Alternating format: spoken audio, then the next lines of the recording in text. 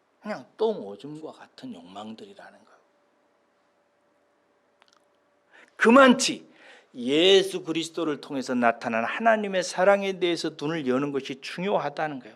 여러분, 그러면 마리아는 어떻게 이런 안목을 가질 수 있었을까요? 뭐 길게 얘기 안 해도 눈치를 채실 것입니다. 누가복음에 보면은 한 번은 마르다가 예수님을 초대해요. 그렇죠?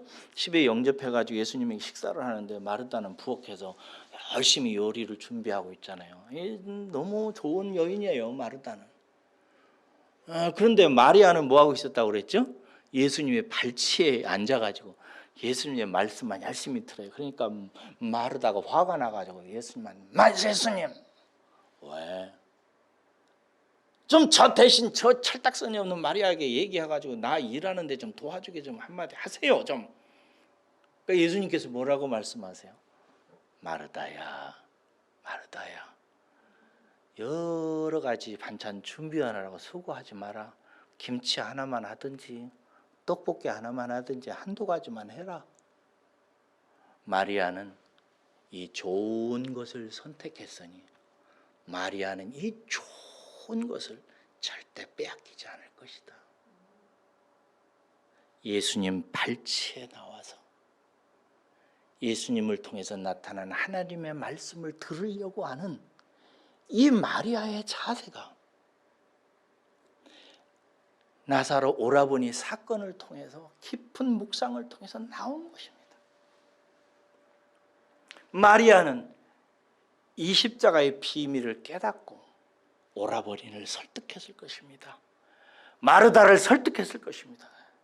그래가지고 우리가 이 하나님의 죽음, 우리를 위해서 십자가에 달려 죽게 되고 다시 부활하게 될 이 만왕의 왕의 죽음을 하나님 앞에 감사함으로 받아들이고 이 죽음을 특별하게 아버지 하나님 앞에 영광을 돌리고 예수께 드리자라고 해서 가진 돈 탁탁 긁어 모아가지고 향유옥합 한 병 산 거예요. 그래서 그것으로 주님을 영광스럽게 대우해 드린 거예요. 다른 성경 마태복음 26장에 보면 예수님께서 이 행동을 보고 뭐라고 말씀하시냐면 내가 진실로 너희에게 이르노니, 이 진실로라는 말이 여기 나와 또 진짜 중요한 얘기라는 거예요. 진실로 너희에게 이르노니 온 천하에 어디에서든지 이 복음이 전파되는 곳에는 이 여자가 행한 일도 말하여 그를 기억하게 만들 것이다. 그 왜? 이 복음이 전파되는 곳에 이 여인의 행동도 반드시 전달되게 하겠다라는 것은 이게 무슨 뜻이에요? 주님의 죽으심을 통해서 만들어진 복음하고 이 마리아가 그 복음의 죽음을 예비하기 위해서 한 행동하고 딱 맞기 때문에 한 짝이라는 거예요. 그래서 예수님의 십자가의 죽음만 전달돼서는 부족하다 이거죠. 이 성도의 반응도 함께 가야 복음이 십자가가 정말로 십자가다울 수 있고 복음이 될 수 있다는 얘기예요. 오늘 또 마찬가지입니다. 예수님은 저와 여러분들을 위해서 십자가에 달려 죽으셨습니다. 할렐루야. 하나님이 죽은 거예요. 이 하나님이 죽은 사건 앞에 우리가 충격을 받아야 됩니다, 여러분. 이게 도대체 이게 무슨 일이냐.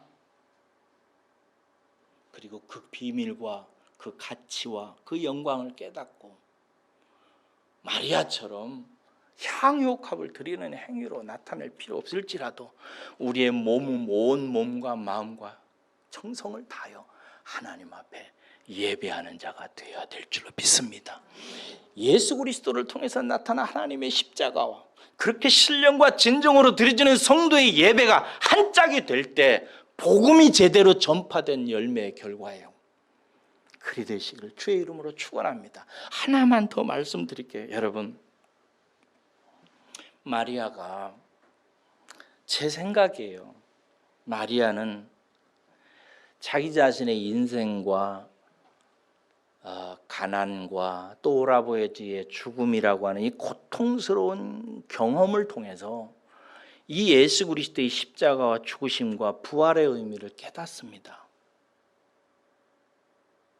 이런 예수님이 나에 대해서 관심을 가지고 있는 것, 이런 예수님이 때때로 우리 집에 들러주신 것, 그리고 이 예수님이 오라버니의 죽음을 통해서 죽음과 부활에 대한 진리를 계시해 주신 것, 이 모든 것들을 통해서 마리아는 예수님이 나를 얼마나 귀하게 생각하시고 우리를 얼마나 존귀하게 대하셨는지를 깨달아 갑니다.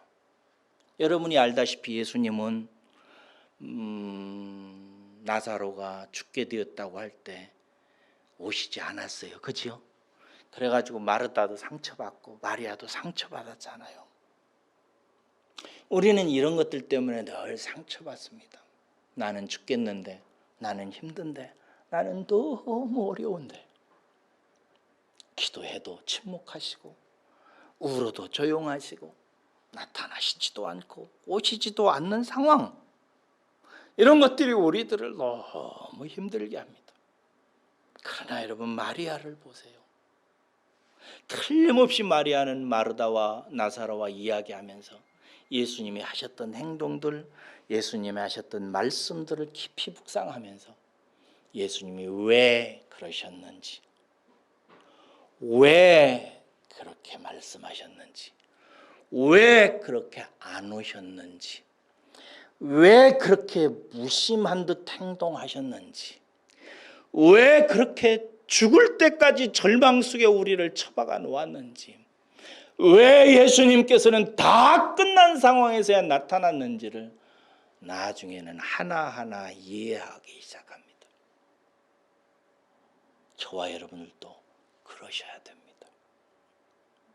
왜 하나님께서 그러시는지.